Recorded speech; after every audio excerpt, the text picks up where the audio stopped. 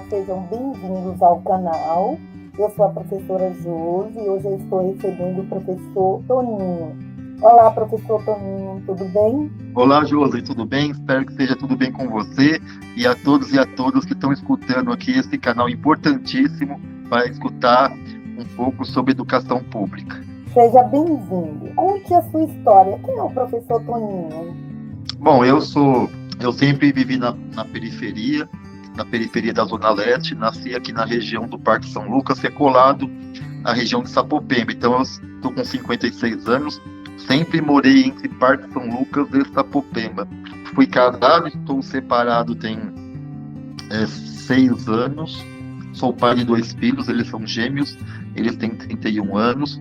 Comecei a minha militância nos movimentos populares aqui na região de Sapopemba, porque a periferia é isso, né? Não é planejado, então as pessoas brigam pelo asfalto, pela creche, pela escola de segundo grau. Eu mesmo fiz a minha escola de segundo grau em Santo André, que aqui nosso bairro é divisa com o ABC, porque não tinha segundo grau na minha região, né? Então depois, mais para frente, a gente ajudou a brigar pelo segundo grau, que foi a Escola Maria da Glória, a primeira escola de segundo grau da região. Nosso bairro também tem um córrego que tem enchentes, então depois a luta contra as enchentes, que ainda, apesar de a melhora, ainda a gente sofre desse mal, não constantemente igual nós sofremos. Então eu fui forjado aqui nas lutas dos bairros da periferia, como qualquer pessoa que quando é expulsado pelos bairros mais pobres, acaba naquela chácara, né, que as pessoas vão comprando o seu terreno a prestação e que depois luta pela infraestrutura da região no bairro, né? Então eu aprendi muito com isso. E aqui tem uma característica a minha região, né? Aqui tem uma igreja, era assim antes, não mais, né? Mas a Igreja Católica aqui, a São Pedro Apóstolo, ela tinha um viés muito social, né? Então, todas as conquistas aqui, que eu estou falando dessas brigas, era uma coisa articulada pelas pastorais sociais da Igreja Católica São Pedro Apóstolo. Então eu falo brincando, se não fosse naquele momento a Igreja São Pedro, eu não sei como seria o nosso bairro, porque as lideranças lá que brigavam pela melhora do bairro, em todos os sentidos, né? E depois disso, que essas coisas foram sendo alcançadas, a igreja também foi mudando e quase não se envolve mais nessas questões sociais aqui no bairro, né? Me filiei ao PT, né? Era o partido que eu mais me identificava na época. Fiquei no PT até 2003, né? Aí eu saio do PT em 2003 e entro no PSOL em 2004. Só estive nesses 2 partidos, né? No PT até 2003, entrei no PSOL em 2004 e estou até hoje. Fui eleito o primeiro vereador do PSOL, né? Hoje eu estou no 3º mandato. No primeiro mandato, meu mandato era bastante plural, porque eu representava todas as campanhas do PSOL a vereador, então eu ia resolver coisas de demanda de todos os candidatos do PSOL, desde a Zona Sul, Zona Oeste e Zona Norte. À medida que na segunda vez que eu ganhei para vereador também o pessoal cresce com 2 vereadores, então eu fiquei um pouquinho mais centralizado na Zona Norte e na Zona Leste, enquanto a outra pessoa, né, outra vereadora do PSOL, mais na Zona Sul e na Zona Oeste. Então a gente conseguiu aos poucos dar uma cara a mais do mandato de educação, porque a gente não conseguiu fazer isso no primeiro mandato, né? E agora que nós crescemos mais ainda para 3 vereadores, então a gente consegue cada um centralizar um pouco mais de força, mais de peso, né, mais energia na pauta sua específica. Eu acho que cada vez mais, eu acho que o mandato foi criando e dando condição de ter essa cara da educação, né? Você era professor e passou para a política. O que levou você a ser político? Eu sempre, isso já no meu ginásio, né? O meu ginásio, onde eu moro, e o meu ginásio, onde eu estudei, é o lugar onde mais tem comunidades na cidade de São Paulo. A região de Sapopemba é onde tem mais favela. Eu não gosto muito de comunidade, não. A gente quer, às vezes, florear florear determinadas condições das pessoas, né? Então, a Sapopemba é onde tinha mais favela. 60% dos estudantes naquela época eram estudantes de favela, né? E eu sempre fui muito pobre, né? Mas apesar de ser muito pobre, eu sempre consegui ter o meu material para estudar, as minhas coisas. Podia não ter roupa nova, que nunca tinha, né? Mas assim, sempre limpa e sempre eu tive as condições assim, de ter um livro, de ter...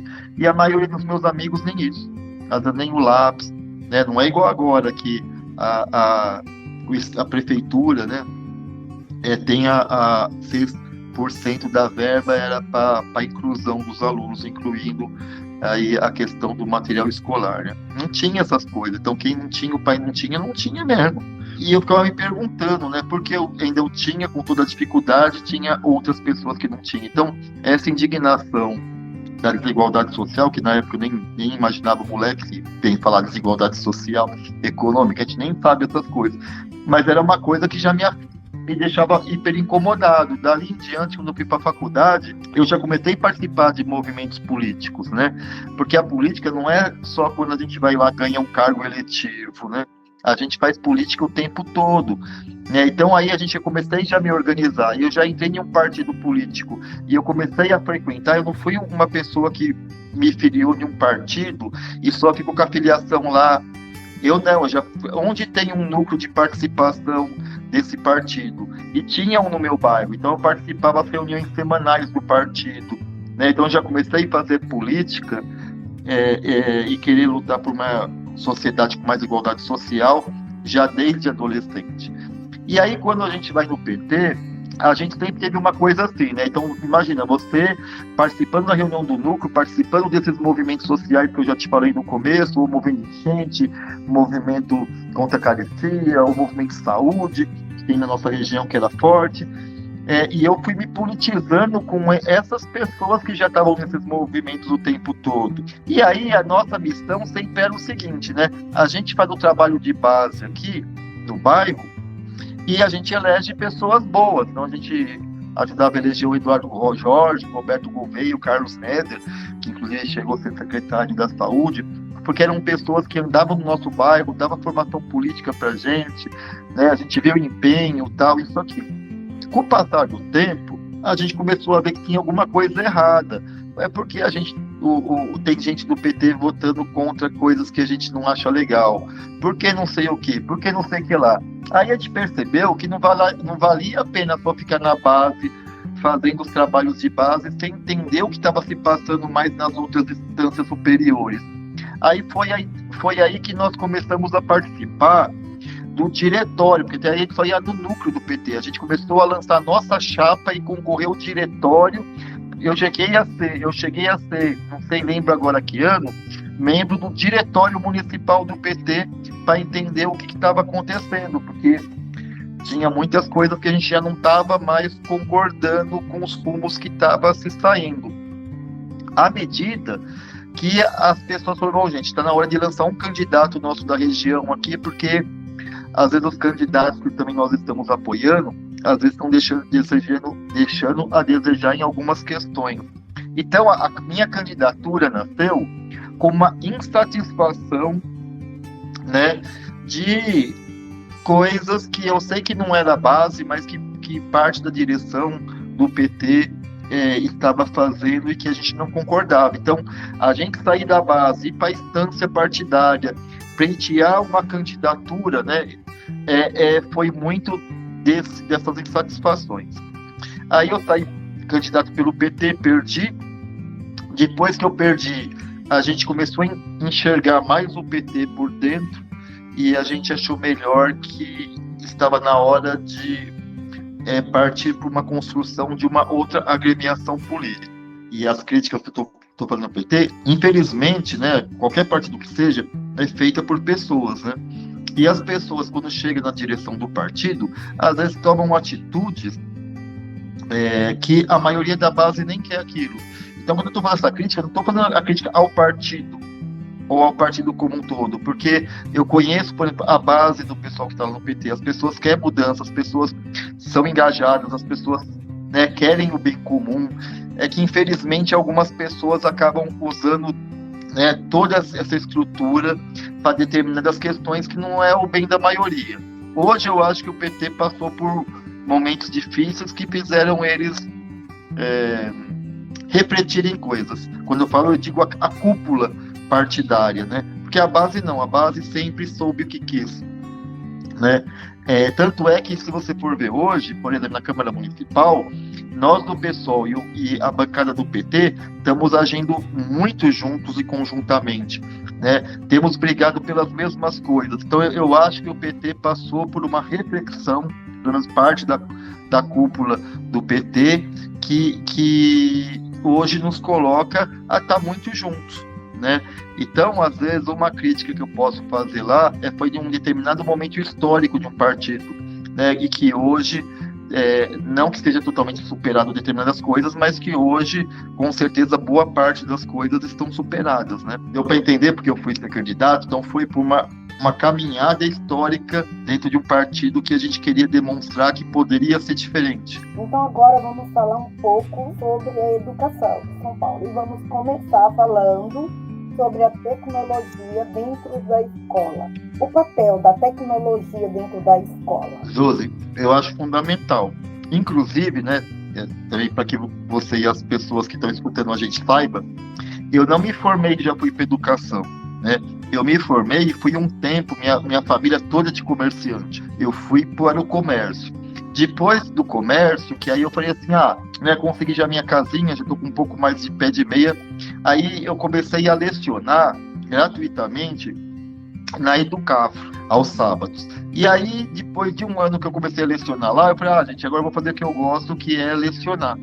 Então, fechei meu comércio e fui lecionar. A primeira vez eu fui como categoria O no estado, depois eu me efetivei no estado, depois eu fui para a rede de São Bernardo do Campo, na rede municipal, e agora na rede municipal aqui da prefeitura, onde eu estou há 11 para 12 anos. E eu sou professor de matemática também, eu acho que não falei isso. Então, falar em tecnologia para professor de matemática, né? E mais ainda, né? Uma realidade que eu vi. Porque eu me formei, não fui para a sala de aula, fiquei um tempo no comércio, e quando eu fui voltar para a sala de aula como professor, eu fui com uma expectativa, que muita coisa na escola tinha mudado. Sinceridade, Josi, parecia que eu nunca saí da escola. Você sabe o que é isso? Passar uma década, você voltar com uma expectativa, e eu já voltei e falei, deixa eu fazer um curso de especialização. Aí já me inscrevi lá, acho que foi na Uninove, e fiz educação matemática, uma pós-graduação, e depois eu fui fazer na UFABC, eu passei na UFABC para fazer mestrado, porque eu queria já me requalificar, pensando que muita coisa mudou. Josi, parecia que eu nunca tinha saído da escola, porque do jeitinho que eu era estudante, de carteira, tirando o móvel que mudou, né, ficou mais, não era mais aquelas madeiras maciças, eram de plástico, né, mais frágeis e uma série de coisas, mas a estrutura era a mesma. Então eu ficava imaginando, nossa, como a sociedade mudou tanto e como que ainda a escola está tão arcaica. Né? Eu acho que a gente ainda usa muito pouco as tecnologias. Por exemplo, eu vou ensinar função. É muito fácil um estudante, né? É porque a função, se é a primeira letrinha, que é o A, é positivo, ela é ascendente. Se é negativo, é descendente. Dá para fazer isso um monte no gráfico, mandando trocar os números com A, para eles ver que eles mesmos vão chegar na conclusão que, olha, quando é positivo sobe, quando é negativo desce. Então a tecnologia a gente pode usar muito, mas demais. E que como isso facilita e como isso deixa a aula mais gostosa, né? Dá para fazer, não simplesmente passar algo na lousa para eles decorarem, mas de dar experimentos para eles mexerem com os números e eles mesmos chegarem à conclusão, fazer eles virarem verdadeiros curiosos e cientistas, porque eu acho que esse é o papel da escola, né? Fazer que a gente aguste a curiosidade deles para eles terem conhecimento e eles mesmos chegarem a conclusões, às vezes, por eles mesmos. E a tecnologia, pode ajudar em tudo isso, né? E eu participo, né, no nosso mandato, né, que a gente formou a Caravana da Educação, que são professores, diretores, quadro de apoio, pessoas que são da rede. Nós visitamos escolas, nós visitamos já 800 unidades até agora, mais ou menos. Eu, pessoalmente, visitei 200, e o restante da caravana, umas 600 unidades. E o que a gente viu das tecnologias? Tem lugar, Josi, por exemplo, vou dar só um lugar. Se você pegar no fundão da cidade de Tiradentes, lá é sombra. Sombra quer dizer, não tem sinal de internet. Então não adianta a gente falar aqui de sala multimídias, que são salas que estão colocando lá um notebook, que estão colocando o projetor e a tela para as pessoas poderem fazer coisas legais, desde passar um filme, desde passar um desenho animado que fale sobre o assunto, desde você colocar lá gráficos, né, no notebook e projetar lá. Se, por exemplo, a prefeitura comprou isso para todas as salas, só tirando as 6, né, que é creche, os 6 não, mas que a gente teve que entrar no Ministério Público depois de 1 ano e meio, porque só 7% das salas de aulas tinha sido instalado, está tudo encaixotado. Isso há 4 meses atrás, né, que o parecer do Tribunal de Contas do município deu que só 7% tinha sido instalado. Eu não sei se chegou a 10%, 11%, 12% agora, né? Mas a prefeitura só fez quando a gente acionou o Ministério Público. Quer dizer, um instrumento valiosíssimo que daria para enriquecer bastante as aulas com a tecnologia, mas então está tudo encaixotado. E quanto à questão da internet, fora as áreas de sombra que nós temos na cidade, e que isso infelizmente não vai se resolver de uma hora para outra, vai demorar muitos anos, você também tem falha da própria internet. Então, às vezes, por exemplo, aparelho que quebra, internet que parou de funcionar e que a escola solicita para arrumar, às vezes demora 2, 3, 4 meses para arrumar aquele problema. Tem um monte de profissional que está usando o sinal do seu pacote de dados, né, que acaba utilizando para usar isso. Então, o que eu estou querendo falar com isso? A tecnologia é importantíssima, mas não adianta os governos só irem fazer propaganda na televisão como se existissem, porque quem está na sala de aula de verdade sabe que isso está muito aquém, né, que essas coisas ainda não estão funcionando como deveria. Rara escola que eu vou que fala assim, não, Toninho, aqui não tem problema, dificilmente quebra, está tudo instalado bonitinho e está funcionando, né? Por exemplo, os céus do modelo do Kassab, por exemplo, os céus, né, que lá tem que é só CMEI, né, C e EMEI, ficaram mais que 1 ano e meio para entregar computador. Até hoje, depois já estão tudo funcionando, né? Até hoje tem algumas delas que não têm ainda sinal de internet. Então, assim, a precarização, né, e a lentidão do poder público, da prefeitura, em dessas condições para que se use as tecnologias dentro da sala de aula, isso é muito grande, isso é um dificultador. Então, resumindo, você vê que eu falo muito, né, nas minhas respostas, mas não adianta a gente achar importante, a prefeitura falar que é importante, todo mundo achar que é importante, mas na hora dos investimentos necessários, né, ficar muito aquém do que se falou. E aí, assim, né, para a população, por exemplo, na pandemia, mas as crianças receberam os tablets, quem não é da nossa rede, né? Mas a gente sabe que o pacote foi insuficiente, que acabava o pacote depois de 18, 20 dias, né? Os tablets quebravam e não eram consertados, então tudo lá encaixotado, tudo quebrado. Então, às vezes, o professor tem uma outra dificuldade. Em uma sala com 30 alunos, 10 tablets quebrados e 20 crianças com tablet. Ele tem que dar aquela, né, aquele contexto, né, que ele está dando para o pessoal de tablet, mas também tem que dar para os outros 10 que estão sem tablet. Então, assim, é bonito a propaganda que se faz na televisão, mas quem está na sala de aula está sabendo, né, o que infelizmente a tecnologia poderia ajudar, mas que não é implementado por conta desses problemas que eu estou colocando aqui para você. É bonito falar que a tecnologia ajuda bastante na educação, mas a maioria das escolas ainda, daqui de São Paulo, o professor fica desassistido, ainda com o giz e a saliva, e quando o estudante não aprende, a culpa é sempre de quem? Do professor. sempre o professor. Ninguém tem culpa, todos são isentos, só o professor tem culpa. O que deveria mudar na educação? Eu acho que as escolas hoje, elas deveriam se transformar quase em um centro cultural. Eu acho que as escolas hoje elas têm que ser atrativas. Se uma parte dos nossos estudantes, você vai perguntar para eles, você quer ir na escola, e as pessoas, esses estudantes, uma boa parte fala que não quer, e quando quer, muitas vezes é porque está passando fome em casa, prioritariamente é para se alimentar, nós estamos com um problema muito grande. E é um pouco do que você falou já, Josi, né?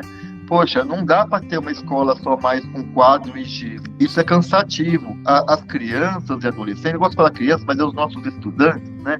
Não é mais os estudantes que é da minha época ou da sua época, né? Eu sou mais velho que você. Então não é mais da minha época ou da sua época. Essa molecada tem Google. Todos eles quase têm um celular, mas mesmo ser compartilhado com seus irmãos, ou pega do pai e da mãe, né? A gente tinha as bibliotecas para se informar em alguma coisa. Eles têm um mundo hoje, né? Na minha época, quase só rico tinha televisão.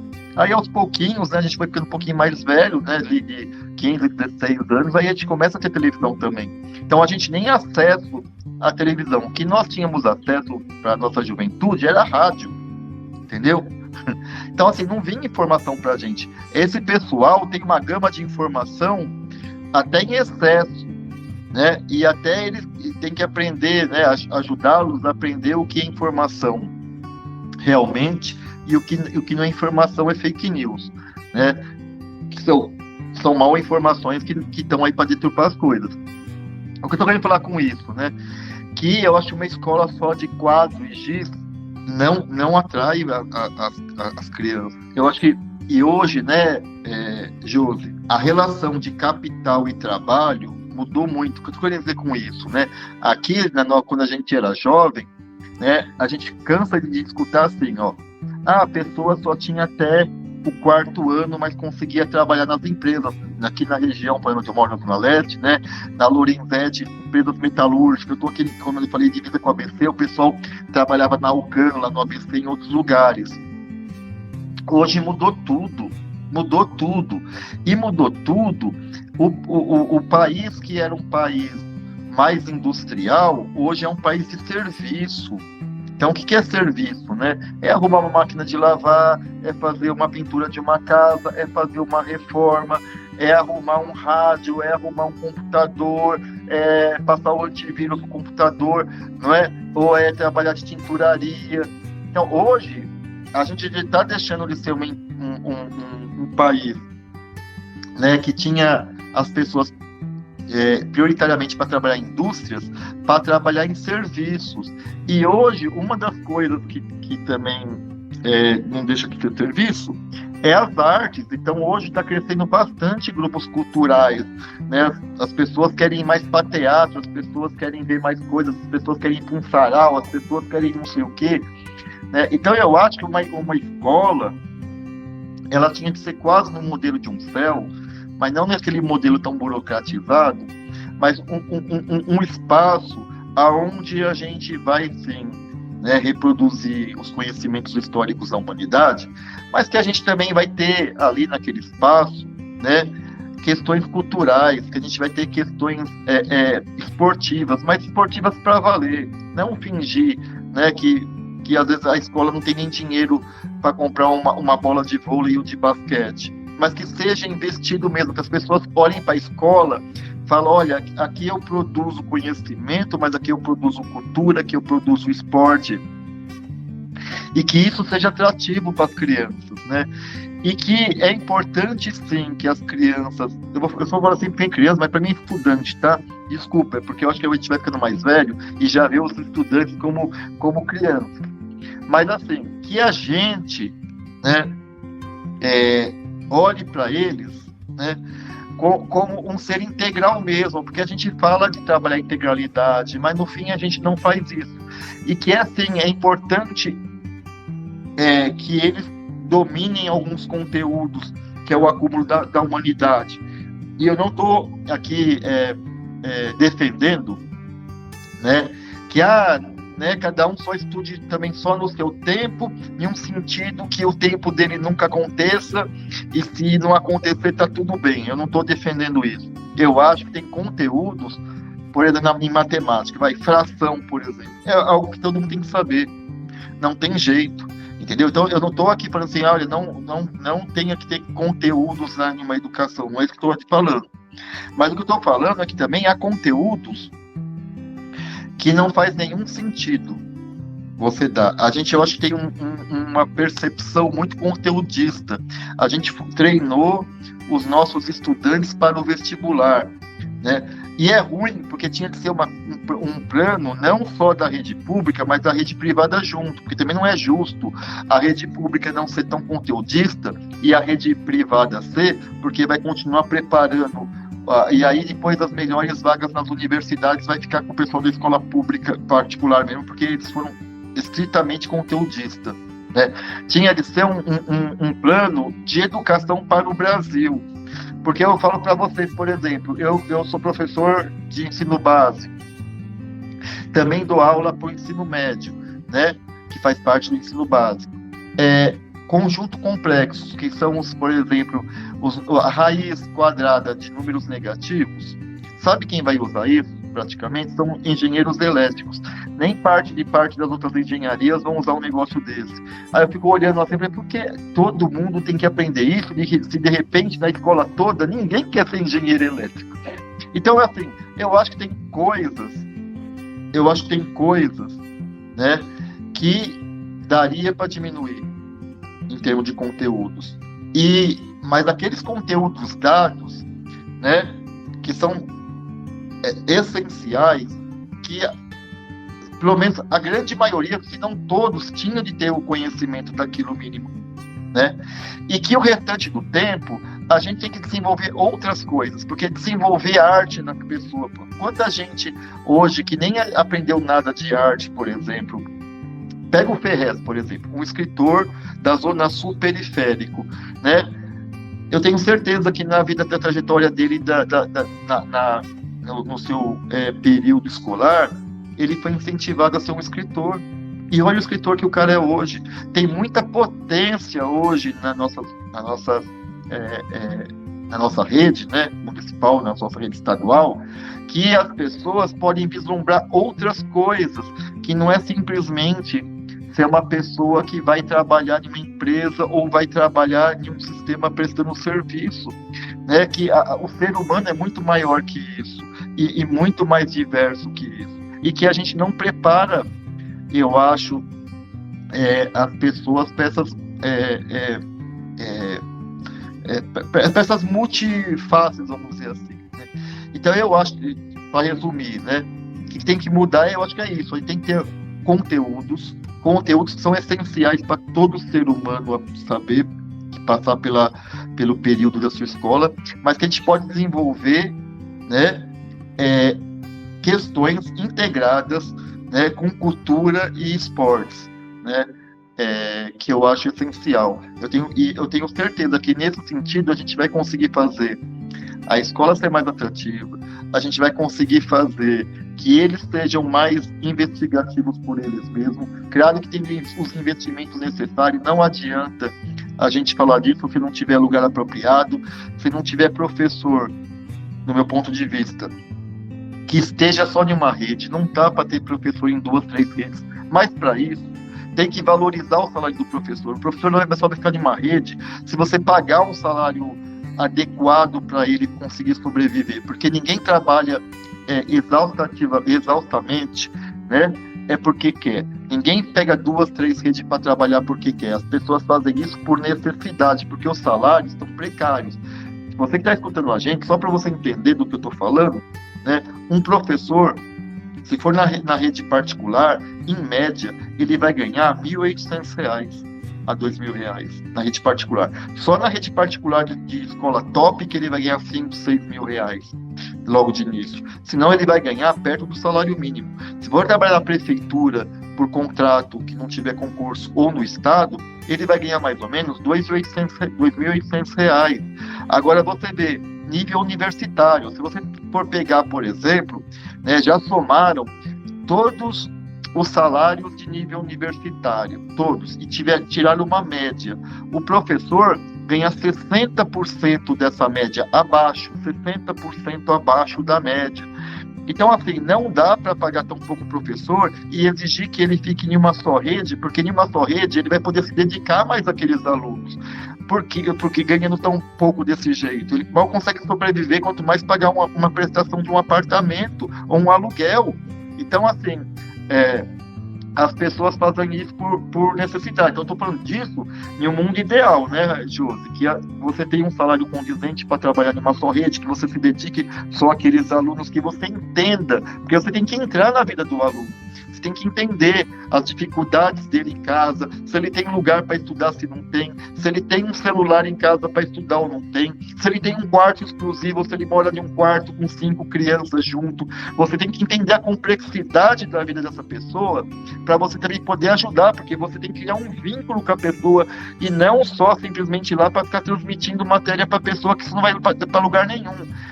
Então, para isso, tem que ter uma dedicação. O governo tem que querer fazer que a coisa funcione, né?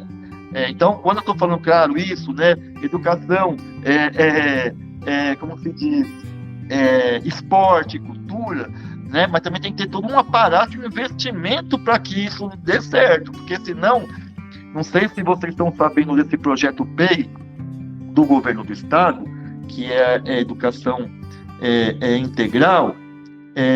Então, eu sou a favor. Você não quer que o aluno fique mais tempo em sala de aula, né? Mas eu quero que fique mais tempo na escola, com mais alimentação, mas tem que ter estrutura. Se não tiver lugar para fazer o que ele fazer e simplesmente deixar ele lá para ficar no giz e na lousa, ele vai ficar com mais raiva da escola, porque não aguenta mais giz e lousa.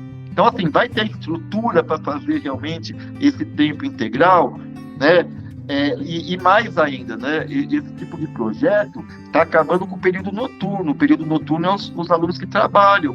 Então, se acaba com o período noturno, como que o aluno trabalhador vai poder estudar? Então, está se expulsando os mais vulneráveis da escola. Então, você vê, eu sou a favor da escola em tempo integral. Sou a favor, mas desde que tenha condição para isso, né? Colocar só lá o nome, expulsar aluno, isso não é condizente. Então, por isso eu falo, quando eu falei aquilo, com toda a estrutura necessária para que se dê certo um tipo de escola igual a essa. Aproveitando essa deixa aí que você falou sobre a expulsão dos alunos da noite que trabalham, eu trabalhei na rede estadual até 2018 e eu dava aula à noite. E tinha aqueles adolescentes vários que já trabalhavam e já chegava atrasado na escola. Eles não entravam às 19 horas, eles entravam 19h20, 19h30, porque o trabalho dele não era para sair cedo, ele tinha um pouco mais tarde. E a escola fazia esse acordo com a família para que ele chegasse e pudesse entrar. A escola fazia uma carteirinha também para esse aluno apresentar na hora que fosse entrar atrasado. Então, na periferia, os adolescentes, a maioria trabalha não para gastar esse dinheiro que eles ganham, não é para si, é para ajudar a família. Então, porque, vamos falar a verdade, eu sei para as pessoas, assim, as pessoas criticam, a gente mora perto da beira do córrego, a pessoa mora perto da beira do córrego, sentindo aquele fedor enorme, porque a pessoa gosta de trabalhar o dia inteiro, né, levantar 5 horas da manhã para estar, sei lá, 7, 8 horas no trabalho, porque, né, geralmente o pessoal se desloca bastante para chegar no seu trabalho, para depois voltar para o seu bairro, para ir para a escola, chegar atrasado e sair 11 horas da noite para depois dormir. Pô, ninguém faz isso porque gosta, é uma necessidade, né? E aí vai o governo ainda implementa um projeto que se você aumenta o número da carga horária, né, da sua aula, né, ou do dia, né, do período que a criança for ficar lá, porque não dá mais para fazer os 3 períodos, eles vão ter de optar por 2 períodos. Geralmente eles fazem a manhã e a parte da tarde já pegando a noite, e o pessoal da noite ficou sem o período. E aí o aluno, numa cidade violenta, fala, poxa, eu estou aqui no meu bairro, não tem mais a escola, não tem mais o ensino médio, eu tenho que ir até o outro bairro. A pessoa já está cansada, levantou, sei lá, 6 horas da manhã para ir trabalhar, chega em casa tipo 7 horas da noite, igual atrasado, né, Josi? 7h30 às vezes, 8 horas, para entrar na segunda aula, entendeu? E aí depois ele tem que ainda andar, ou tem que se deslocar até um bairro, depois ele vai sair de lá meia-noite e 10, para depois ir para o seu bairro de volta. Você acha que a pessoa tem tanta energia para fazer isso? O que estão fazendo, na verdade, é expulsando os alunos mais pobres e vulneráveis da escola. Isso vai ter uma repercussão super negativa para o Brasil daqui 10, 15 anos. E o pior de tudo, Josi, que as pessoas, o aluno, né, o adolescente, quando vai lá e fala isso para a tua família, as pessoas estão achando que o problema é individual e que isso está acontecendo com milhares de famílias e que o problema é coletivo, porque isso é uma política pública do governo do estado, né? Então, as pessoas têm que se organizar e lutar contra isso. Não dá para aceitar que as coisas sejam desse jeito. Todo mundo tem direito à educação. Ainda educação de qualidade, né? Essa palavra qualidade, ela é muito importante. Agora, se você fosse escolher uma profissão hoje, você escolheria ser professor? Josi, não é demagogia, não. Eu te falo com toda certeza, professor, sabe por quê? Eu tenho 2 filhos que eu falei, né? Os 2 são gêmeos. Eles têm 31 anos hoje. Se você perguntar a profissão dos 2, os 2 são professores, porque eu incentivei bastante eles a serem professores. O menino é professor de matemática igual a mim. Eu me formei na PUC, ele se formou na USP. A menina, ela fez jornalismo, foi para o mercado de trabalho, teve 3 empregos como jornalista, e sabe o que ela falou?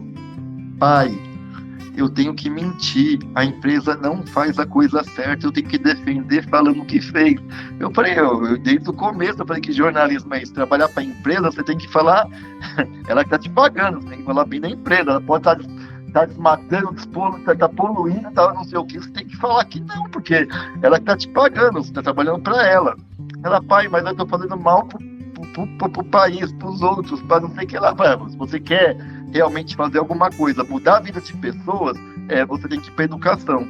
E ela tinha aquela carga horária de língua portuguesa grande, né, como jornalista. Ela fez aquele curso de 1 ano, né, começou a lecionar e agora ela está fazendo já na segunda faculdade dela de línguas e eu acho no penúltimo ano esse ano, né?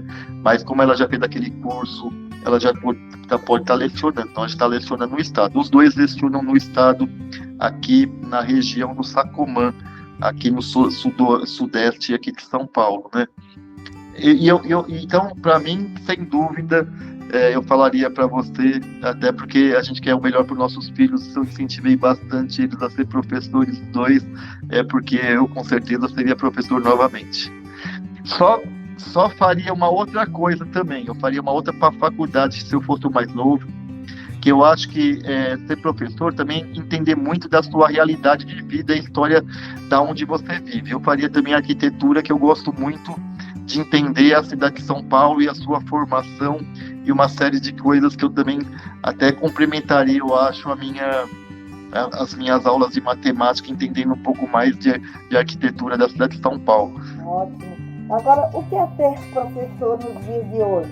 É ruim que eu não gosto de romantizar a nossa profissão, não, né? Eu não sou daqueles assim, não, olha, nós fazemos isso aqui porque, né, o professor merece salário, merece ganhar bem, né, merece ter momento de descanso, né, merece estar em uma única rede, né? Eu não gosto de romantizar, mas ser professor hoje, eu acho que é uma coisa espetacular, no sentido que você tem que criar envolvimento e vínculo com as pessoas, com os estudantes, ou para o bem ou para o mal. Eu nem gosto de falar, porque a família antigamente, a família hoje. Não, eu acho que a família antigamente era complicada e a família hoje também é complicada. A família sempre teve em transformação, né? Falar que a família antigamente, por exemplo, era boa, não era boa uma família onde o homem falava, a mulher não podia nem olhar ou nem questionar, e as crianças nem se podia ouvir o pio delas, né? Hoje é uma família mais democrática, mesmo quando a família é só o vô, a avó e o neto, né? Ou um tio, uma tia, ou dois tios, ou duas tias, ou o que for, entendeu? É uma família hoje mais democrática. Eu não gosto de ficar falando a família hoje ou a família antigamente, né? Eu acho que cada realidade é uma realidade de família e nós estamos vivendo esse momento da nossa. A gente tem que saber tirar o melhor proveito disso. Mas o fato é que, né, não sei se é o sistema do capitalismo, a concorrência, a falta de solidariedade, uma série de coisas. Eu acho que um professor, mais do que também discutir essa questão de conteúdo, é criar esse vínculo com esse estudante e também criar ou passar valores de vida. E quando eu estou falando de valores, não é valores moral, mas valores de ética, né? Valores de princípio, de solidariedade, de coletividade. Eu acho que a escola espelha muito isso, né? Então, eu acho que um professor então, acaba sendo muito mais do que um professor, né? Ela acaba tendo um vínculo que eu acho que acaba sendo, nem sei se essa é a palavra melhor adequada que fica na minha cabeça, mas uma relação de amizade, sabe? Eu vejo, às vezes, muitos professores salvarem vidas de alunos, de estudantes, das coisas que os pais nem estão sabendo do que aquele estudante está passando, mas um professor acaba sendo tudo, porque quando é um amigo, é um psicólogo, né, é aquele também que aconselha, é aquele que dá ensina, é aquele que se preocupa, é aquele que realmente quer que aquela criança vá para uma universidade, aquele estudante vá, prossiga seus estudos, é o maior incentivador da vida deles. É difícil, por exemplo, Josi, quando você pegar, nem que for um jogador de futebol, ou a gente mesmo sendo professores, ou qualquer um que esteja na tua carreira, que se ele contar a história dele, no fim você vai ver que tem ou uma família que incentivou muito ele, ou um professor, ou as duas coisas juntos. Então é difícil quando não tem um professor na parada, porque o professor de hoje em dia, inclusive, eu acho que é muito mais isso, né? É um incentivador para que a pessoa continue a vida, que a vida é boa, e que esse país pode ser melhor, e que ele é parte desse processo, e que ele tem muito potencial, porque a gente enxerga o potencial dos nossos estudantes, e a gente consegue, eu acho, estimulá-los a isso. Então, acho que um professor, eu acho que é tudo isso e um pouco mais, eu acho, de coisas que eu não falei aqui, né? Não é simplesmente uma pessoa que vai lá para ficar transmitindo o conhecimento que a humanidade acumulou historicamente, né, até agora. Claro que também tem esse papel, né, mas eu acho que o que fica, se eu perguntar para você aqui, Josi, assim, Josi, me fala uma coisa marcante da sua escola, você não vai me falar da teoria de Pitágoras, você vai me falar de alguma ação emocional, que aquilo que foi feito para você foi importante na sua vida. Eu lembro que eu sou da periferia, né? Aqui de Sapopemba, já falei. Então, a gente, na periferia, às vezes a gente mesmo se coloca coisas na cabeça que a gente não é capaz quando a gente é moleque, quando a gente é adolescente, que a gente fica vendo na televisão, o pessoal de classe média que tem acesso a tudo, e a gente é nada, a gente se sente inferiorizado, né? E não, os professores olhavam para mim e falavam assim na reunião para minha mãe, que eu me lembre, ele tem senso de liderança, ele tem condição, ideias próprias, ele não sei o que, não sei o que lá. Pô, eu lembro disso. E quando às vezes você tem alguma dificuldade na minha vida, eu falo, poxa, tinha gente acreditando em mim, no meu potencial. Então, eu acho que esse tipo de vínculo, essas coisas que eu acho que um professor cada vez mais deve ter hoje, né? Eu sei que o sistema,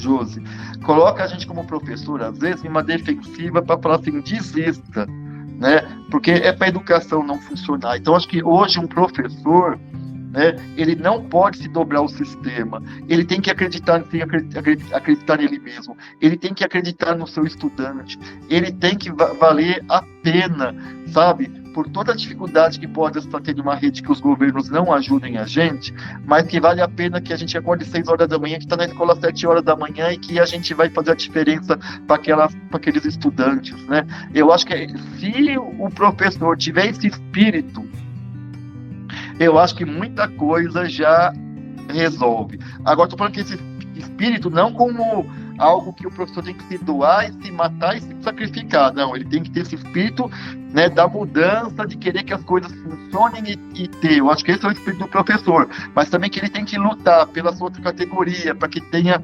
condições cada vez melhor para lecionar, para que ele tenha salário, para que ele tenha as coisas, né? E não assim ir para o sacrifício como se ele não tivesse contas para pagar e que simplesmente o amor vai resolver as coisas. Não é nesse sentido que eu estou falando. Nós, professores, nós temos amor, porém nós temos contas a pagar, né? Como todo mundo, né?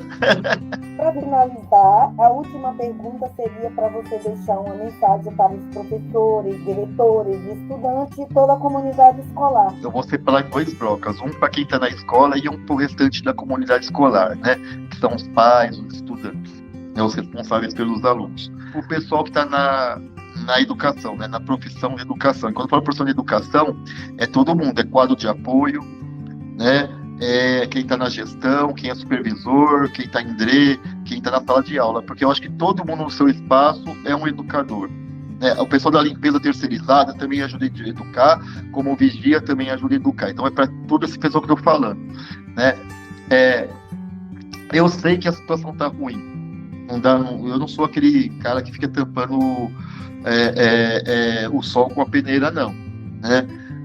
Quem está ou na rede estadual ou na rede municipal, ou mesmo na rede particular, sabe das suas dificuldades. Eu sei também que os governos, infelizmente, tanto federal, estadual ou municipal, às vezes, não sei por que tiraram a educação como bode expiatório de todos os problemas do Brasil. E eu acho que a educação nunca foi tão atacada. Eu acho que, inclusive, quem da educação às vezes se sentiu muitas vezes humilhado, desvalorizado pelos governos que deveriam valorizar, né, todos os educadores do Brasil.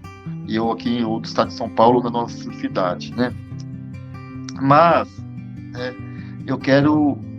eu acho que falar é um sinal de esperança mesmo, né? Eu acho que ao mesmo tempo que a gente levou tanta pancada, mas também eu acho que as pessoas nunca tiveram tão enxergando tudo isso que está acontecendo, né? Mesmo aqueles que estão falando que não enxergam, no fundo eles estão enxergando, pode ter certeza, só não quer dar o braço a torcer. Eu acho que o momento da virada vai acontecer, porque nenhum país vai para frente se não valorizar a educação. E você não valoriza a educação sem valorizar os educadores, né? Eu acho que está na hora de uma reviravolta para o bem. É uma reviravolta que a gente colocar a ciência novamente, né? Eu sou cristão, acredito em Deus. Aqui não é um debate de Deus contra a ciência. Não é isso que eu estou falando, né? Mas o Deus que eu acredito, inclusive, potencializa a ciência para cada vez mais o homem e o ser humano ter conhecimento. É disso que eu acredito. Eu não sou contra um ou a favor de outro, né? Eu acho que as coisas são integradas. E eu acho que a ciência, né, tem que ser colocado novamente no seu devido lugar. A Terra é redonda, a vacina funciona. Você vê que um monte de gente agora não está vacinando as crianças de poliomielite, né? Isso vai fazer muita criança pagar o preço. A gente não pode duvidar da ciência, isso já foi mais que comprovado, como outras questões, né? E eu acho que as coisas tendem a melhorar, porque as pessoas estão vendo que essa visão, né, de negar conhecimento, porque quando eu falo de negar a ciência, o conhecimento, também é negar a educação, porque a educação ajuda, né, tanto a aprofundar o conhecimento, como ressignificar conhecimentos, né? Então eu acho que a gente estamos passando por esse processo que foi doloroso, mas que vai mudar. Então tenhamos esperança e vamos fazer o nosso melhor, porque a gente também ajuda a passar mais rápido por esse processo difícil e ruim. As pessoas acreditam na gente, na educação. Quando no fim a gente vai ver uma comunidade escolar, né, no fim a gente percebe o carinho que eles têm dos educadores, da unidade. Problema, toda unidade vai ter, mas no grosso, no geral, a maioria reconhece o trabalho dos educadores. E eu acho que isso que importa. Vamos se pegar isso e vamos passar por esse processo. E para quem o restante da comunidade escolar, que é os estudantes e os responsáveis, né, das crianças e do adolescente, dos nossos estudantes, né, vocês viveram um momento pandêmico, né, e que ficaram isolados em casa, que eles se conseguiram. Quem tinha de trabalhar foi trabalhar para colocar o pão e o leite na mesa, que nem teve essa oportunidade de ficar isolado.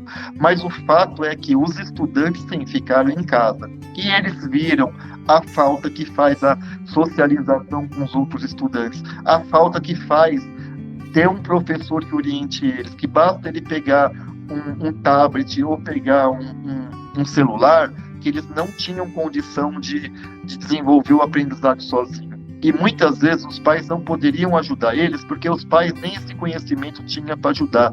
Então valorize a sua unidade escolar, valorize a sua escola, valorize o seu professor, valorize, né, a pessoa que está limpando a sala de aula para você entrar naquela sala de aula limpinha, né?